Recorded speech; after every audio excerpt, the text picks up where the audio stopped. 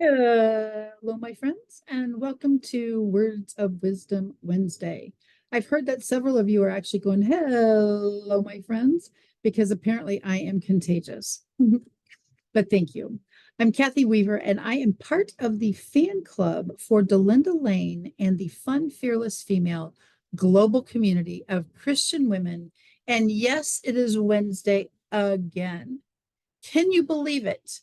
So I have a question that I would really love to have the answer to. I want to hear the answers to all the questions I ask, yes, but this one is very near and dear to my heart. I have been networking full time since 2007, which means I have been hardcore promoting my company and definitely meeting my friends and growing my network. And I am blessed times a zillion for that success journey. I would like to know, especially in this current climate, how do you decide what networking events to attend?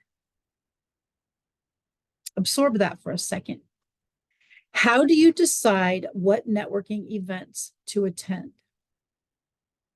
There are leaders all over the place, and we've all heard of the biggies like BNI, Business Networking International, Toastmasters, another spectacular organization, chambers of commerce in your local market, certainly, ladies groups, men's only groups.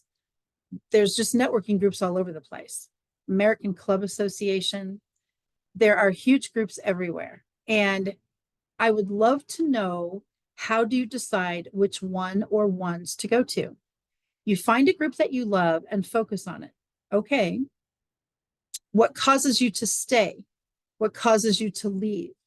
When there's an event tomorrow and there's one tomorrow night and there's one the next day and there's one the next night and all this stuff, what is your factor that causes you to decide which one of these events you want to attend? And what if you attend multiple? I'd love to know that as well.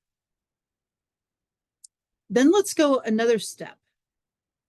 With all of our opportunity now for online networking, there are, I actually have zero numbers, but there are so many groups online, so many events online.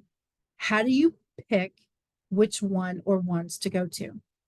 I go to one networking event a month. Well, that wouldn't work for me. Okay, I go to two networking events a month. That wouldn't work for me either. And I go to 5 a day. Now we're getting closer to my magic numbers. How many do you go to? Which one caused you to decide that would be the one for today or this month or next week? How do you decide? Do you check the guest list? Some of the platforms actually have attendee lists. If you do an event page on LinkedIn, certainly Facebook, there are chances for you to click on attendees and invitees and actually see if someone has accepted the invitation request. You get to know ahead of time who's going to be there. Does that help you make your decision? How many people have registered? That is not necessarily a measure of how many people will show up, by the way. So if you network, if you haven't started networking yet, if you've been networking forever, what causes you to make that networking decision?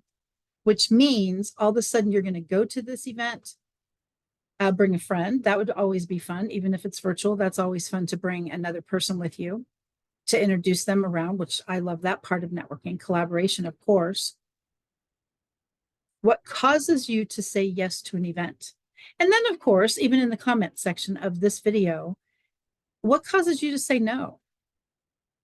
I'm not going to that because I don't want to go to that event yet. I don't want to put ideas in your head from a standpoint of, I hear all the time, I will start networking when I I will start networking once I will network once I'm a success. I would love to know your reasons. And the reason I asked that question, honestly, is because with my networking history and being able to be in so many new groups now, I get to meet people that have never networked before. This is their first event. Oh, yay, I love those. This is their 10 millionth event. I double love those because then I get an opportunity to actually say what causes you to make your networking attendance decision. And thank you again for being here. I really seriously want your input on this topic. Does the group have a fee? Do you only go to the free ones? Do you only go to the ladies only events? Do you only go to the events that are open to the public? What does that look like? And then, of course, I'd love to know how many friends have you taken to your events? You get bonus points. Sometimes you get free membership if you bring guests. Sometimes you get awards. All of that is super fun as well. So please share in the comment section of this video what causes you to make your networking attendance decision. I'm Kathy Weaver. This is Words of Wisdom Wednesday, and I will see you next time. Bye for now, my friends.